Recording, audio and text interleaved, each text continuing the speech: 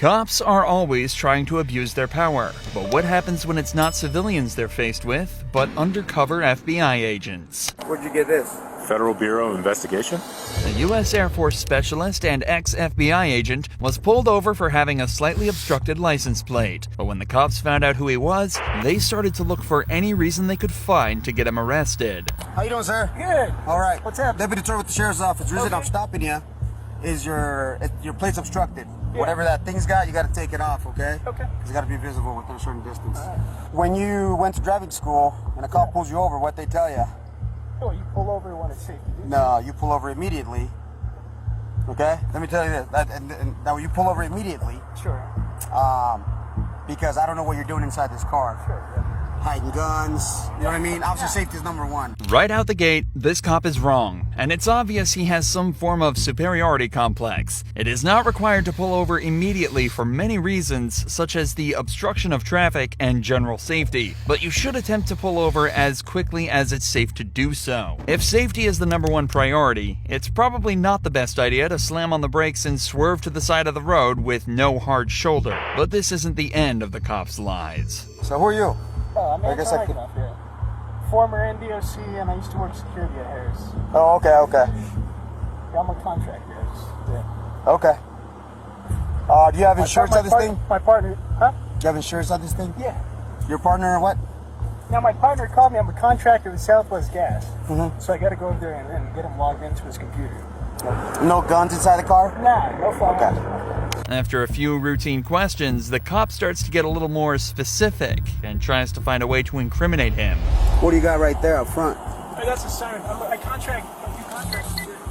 You contract So script? some of the work requires to have a siren. Turn it on? Sure.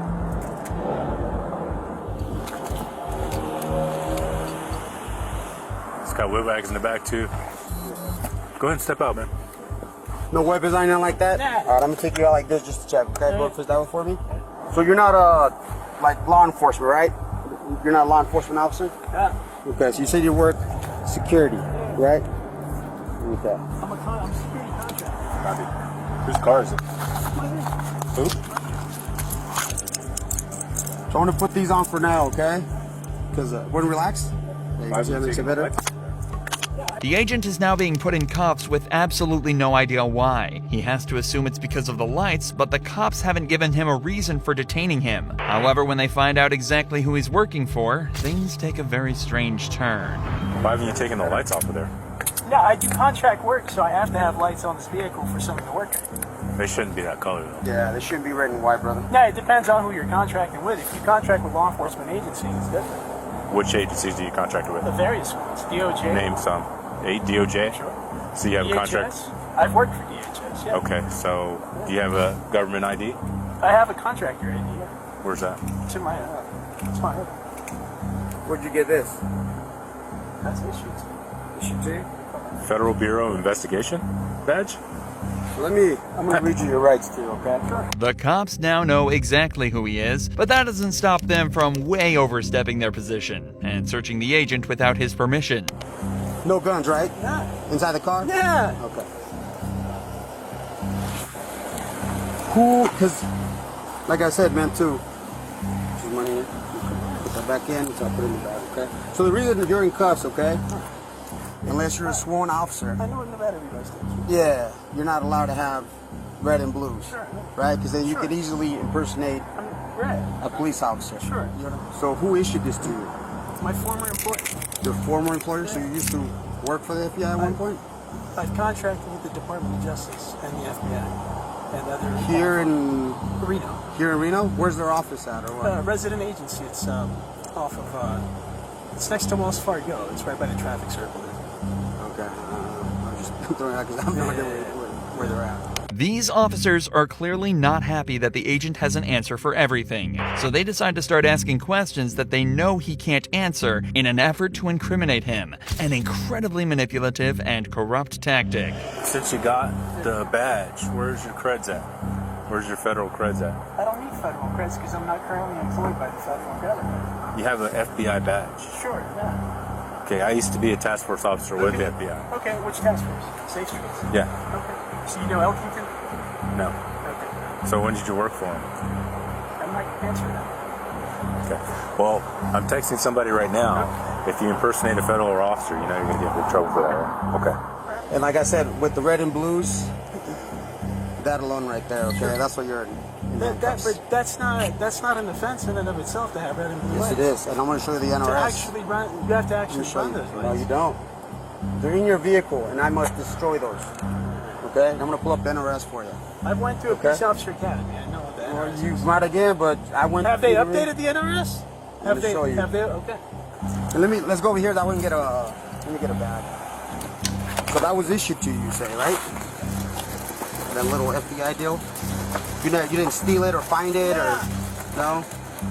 Remember again, their issue is with the lights on his car. The cops do not have the authority to search the agent here, so digging around in his pockets is completely unwarranted and illegal. The specifics in this case are admittedly a little blurry. It's illegal for a civilian to illuminate red and blue emergency lights on their vehicle, but this man never lit them up, and the times when he did, he was under contract with an official law enforcement agency. And if he only works part-time with the FBI, it would be wrong for him to identify as an FBI agent all the time. But he never did that, and as such, wasn't impersonating an agent. In this situation, the cops didn't detain him for committing a crime, they detained him because he could have committed a crime. It's the same thing as arresting a licensed gun holder because they could use the weapon for a robbery. However, the next case is much more clear-cut and shows the hilarious power trips cops can often find themselves on. I hope I don't see you getting your ass whooped on the street, because I'm gonna drive the by, and you can tell your goddamn supervisor and everybody else I see. On July 16, 2022, the Muskogee County Jail found itself facing severe overcrowding issues, with many officers having to wait outside the building to book their suspects. At the time, there was a crime suppression procedure in place of the city, leading to a large influx of suspects. But as the jails became more overcrowded, the county sheriff called off the procedure. However, this was ignored by the police in Muskogee. So in turn, cops in the area were asked to process prisoners on a specific order based on who apprehended them. Local deputies first, state patrol officers second, and Columbus police officers last. As you can imagine, certain cops weren't too happy about this, and when one deputy rightly cut in line, things started to heat up. They won't let us in. They won't let John. They won't let me in. Hmm? Ain't that right? No, you go in there before us, I'm gonna raise hell. Watch this. I'm gonna file a complaint, a legitimate complaint. That is the most unprofessional thing I've ever seen in my life.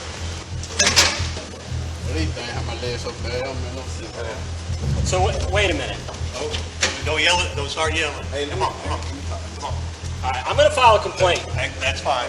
Remember, it's totally fine for this officer to cut in front here. He's just adhering to the county sheriff's orders. But whether it's ego, a power complex, or just frustration, the cops aren't happy at all. I mean, this is beyond my control. I don't have anything, so don't yell at me. All right. All right. As soon as that last one gets cleared, I'm going to bring in five. Hey, yeah, unless another SO unit shows up. This is not my decision. Muskogee Deputy Blaine Adkins finishes booking his suspect, but when he gets back to his car, he realizes it's been blocked in by Columbus patrol vehicles. This is when things really start to get aggressive between the cops. Them goddamn supervisors can. I understand. I get So that. move the car so I can get the out the way. All right, so I got a call to go to. I can't go to the car because y'all want to play stupid ass childish game. It ain't no, it ain't because of me, man. I got nothing to do with that. Sarge, I got nothing to do with that in there. It ain't my goddamn car. It's between the sheriff and the guy that works over there. It ain't got nothing to do with me. Move the goddamn car, or I'm gonna move the myself. Go move it. How you gonna move it? Move it. Move the goddamn car, man. Move the car. Why? Part. Huh? In that part.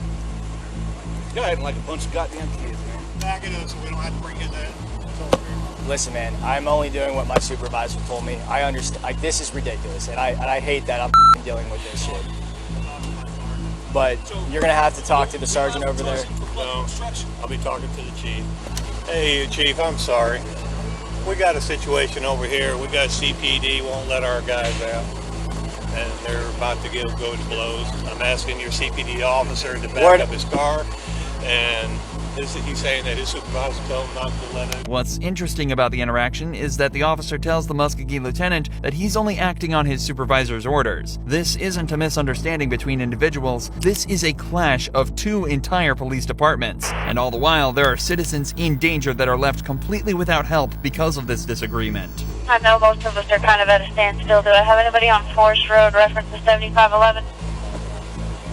Hey, Sergeant, we got it. We're all standing on the wall of the jail. What car is it? Hey, move your car, bro. Fantastic. I try to get through, and they immediately halfway open it and shut it on me. And I hear through there's a deputy standing behind the radio. That female officer's trying to get into the door. Do not let her in that door. Do not let any officer through that door. From PD.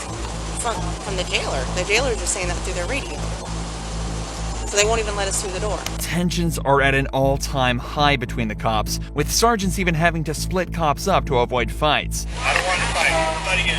Everybody in. So what do the cops do when they feel threatened? They bring out the handcuffs. It's pretty bad, dude. Because This is really that deputy was saying I'm about to arrest you for obstruction. Yeah. To me. Yeah. This guy's got a call. But then my sergeant's telling me not to move. Right. I have this. And then when I started back and he told me to stop again. What about arrested all of them for not doing their job? Right. I really wish it's not my car right there, dude. I'm gonna leave the keys in there, dude. I really not wanting to be a part of to get charged with a crime, dude, for a stand, dude. I'm telling you right now, bro. It takes over an hour and the arrival of the Columbus police captain to de-escalate the situation. In the end, all the suspects held by Columbus officers were released with a court summons despite having felony charges, and it was decided by the county sheriff and mayor that the Muskogee jail needed to be improved considerably. If you enjoy true crime videos like this, make sure you're subscribed to see more.